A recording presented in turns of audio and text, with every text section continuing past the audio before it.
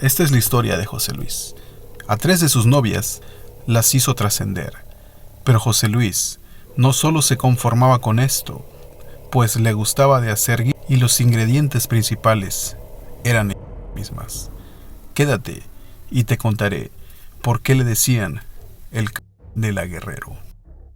José Luis Calva Cepeda nació en la Ciudad de México un 20 de junio del año de 1969. Él tenía 5 hermanos. Sus primeros años fueron muy alejados de ser felices. Su padre partió de esta vida cuando José Luis tenía apenas 2 años de edad.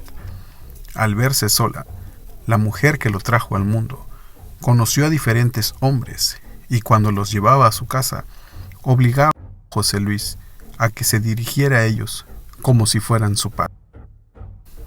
Debido a que ella no era feliz, todo ese sentimiento negativo que mantenía dentro de sí eran descargados sobre la humanidad de José Luis. Cuando el chico tenía apenas 7 años, un amigo de su hermano, que dijo se llamaba Tirso, lo despojó de sus prendas y, sin su consentimiento, mantuvo acercamiento piel a piel con José Luis, marcando este acto para siempre la vida y la psique de Calva Cepeda. Él no se quedó callado y le dijo a su hermano lo que el amigo le había hecho.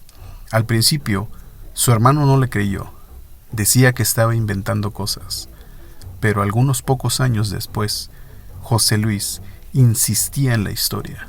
Fue entonces que su hermano por fin le creyó y juntos comenzaron a buscar a quien años antes había cometido el acto.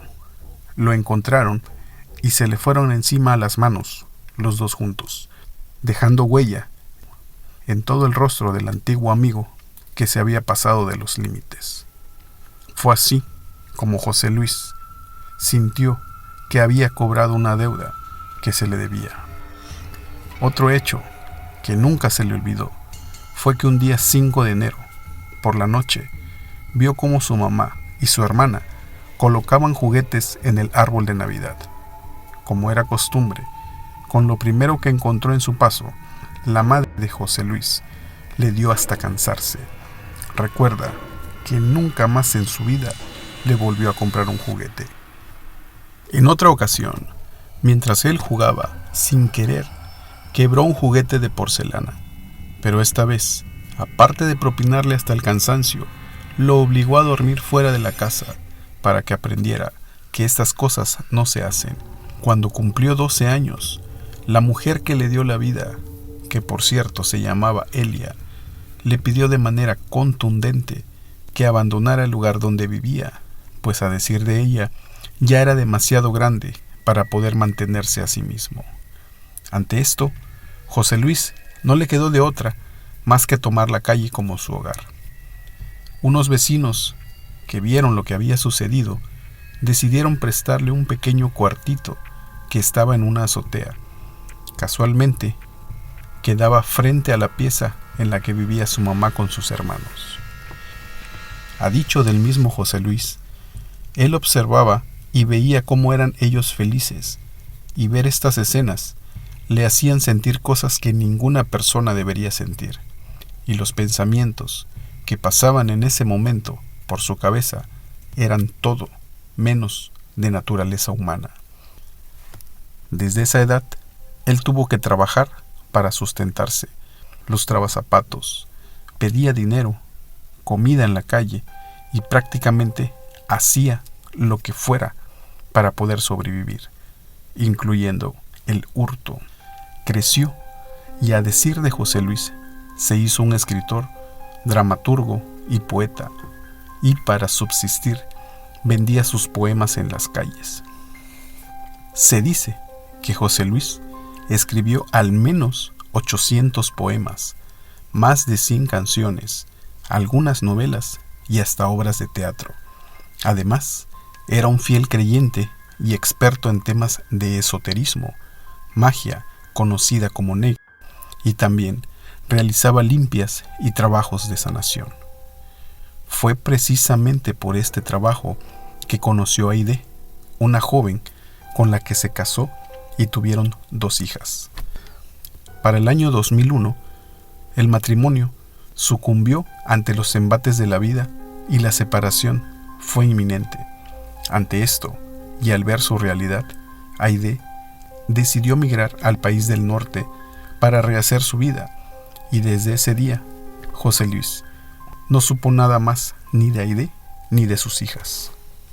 Esto sumió a Calva Cepeda en una profunda depresión y, a su decir, se sintió muy traicionado.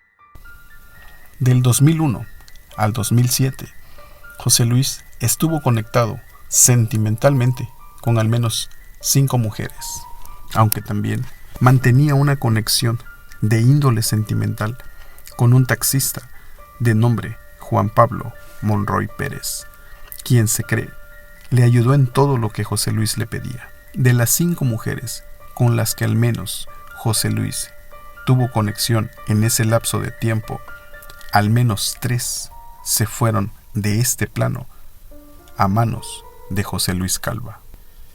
Lidia Sánchez Valdés. Ella mantuvo una convivencia de varios meses con José Luis, pero al ver muchas actitudes de este que a ella no le parecían actitudes sanas, decidió terminar con la convivencia. Para las autoridades, ella fue una pieza clave para desmarañar el tema de la psicología de Calva Cepeda. Ya para el año 2004, una mujer llamada Verónica había desaparecido y fue encontrada incompleta en un terreno baldío. A ella, previamente, la metió a un carro, lo cerró con llave y esperó a la noche.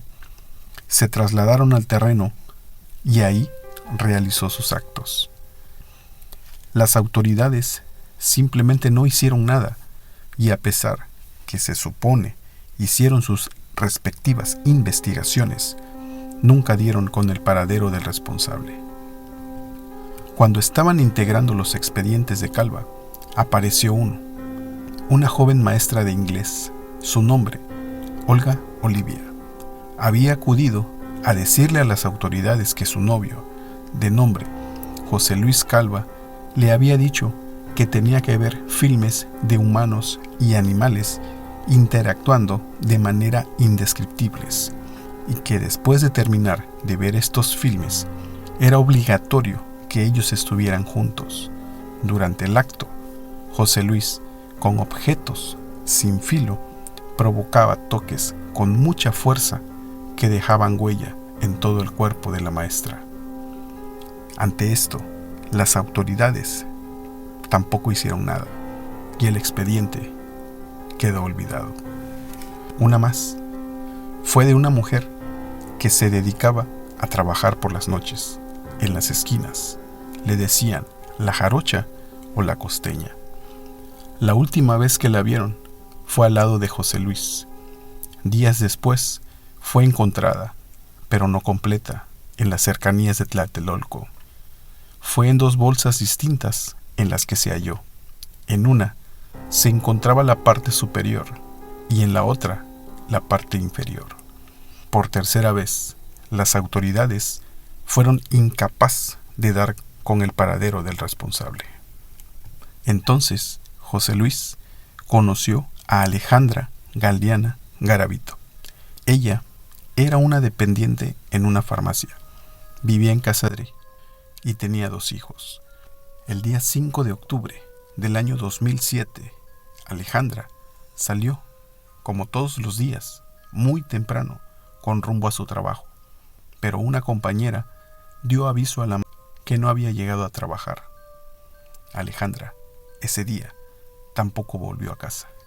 Soledad, como se llamaba la madre de Alejandra, fue inmediatamente ante las autoridades para decir lo que estaba pasando con su hija y que hicieran lo posible por encontrarla. Esta vez, Soledad no le dio tregua a la policía. Exigió que se hiciera lo necesario para encontrar a Alejandra. Insistió hasta que le hicieron caso. Cuando estaban integrando el expediente, una vez más, se encontró el reporte que exactamente en el domicilio de José Luis Calva Cepeda existía, al menos, un reporte de los vecinos en donde decían que dentro del departamento se percibía un olor muy particular, el cual era insoportable. El día 8 de octubre, 3 días después de iniciar con la solicitud de búsqueda, fue emitida una orden para ingresar al domicilio de la calle Mosquera, en el departamento, marcado con el número 17 de la colonia Guerrero, esto en la Ciudad de México. Cuando llegaron las autoridades, tocaron la puerta. La voz de un hombre se escuchó preguntando quién tocaba. Los oficiales se identificaron, a lo que la voz les responde: ya había hablado antes con la señora Soledad y que no sabía nada de Alejandra, que no lo estuvieran molestando. Pero, al tener en su poder la orden de ingreso, a Calva Cepeda no le quedó más opción que abrir la puerta. Los oficiales no estaban preparados para lo que iban a ver en el interior de ese departamento. Cuando José Luis Calva se dio cuenta de que los oficiales estaban en estado de gran sorpresa, aprovechó para saltar de la ventana hacia la calle. Al parecer, a José Luis se le olvidó que estaba en el 4º piso.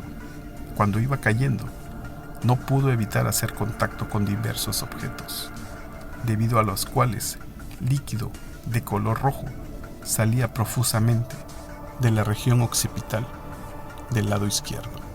Mientras José Luis Calva era atendido por personal paramédico de la Cruz Roja, los oficiales estaban intentando entender qué era lo que había pasado en ese departamento. Quiero que no olvides que todo lo que te voy a narrar estaba integrado por carne que no era de ningún animal, sino todo lo contrario. Era de la que en ese momento era la pareja sentimental de José Luis Calva Cepeda. En su estufa estaba una sartén, el cual tenía guisando lo que era la parte del codo a la mano.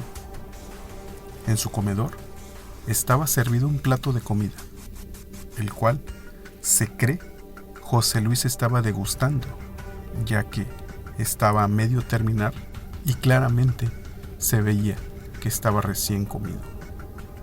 En el closet y en el refrigerador se encontró más producto. En una caja de cereal se encontraban partes óseas, ya sin piel.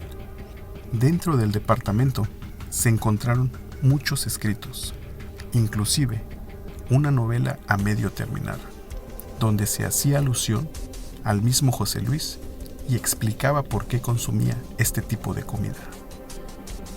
Se encontraron también muchos poemas y canciones, así como una especie de autobiografía, sin olvidar los libros de magia, lo cual todo esto fue incluido como evidencia en todos sus expedientes. Después de ser atendido por los paramédicos, José Luis fue llevado al hospital de Xoco, en donde recibió la atención médica debida. Cuando avisaron a los familiares en lo que estaba metido José Luis, la madre de este se limitó a decir que ese era su problema y que ella no podía caminar, no podía hacer nada por él. 50 años fueron los que le dictaron solo por el caso de Alejandra. Estaban investigando sobre los otros expedientes para saber si se le iban a sumar más años. Pero el 11 de diciembre de ese mismo 2007, José Luis no se presentó al pase de lista de todas las mañanas. Inmediatamente fueron a buscarlo y vieron que con su mismo cinturón atado a una pequeña ventana fue la herramienta que José Luis utilizó en sí mismo para salir por la puerta falsa. Si el video te gustó, regálame un like y suscríbete para estar pendiente de las veces que subimos nuestras investigaciones. No me despido. Esto fue Relatos que nos duelen. Hasta la próxima.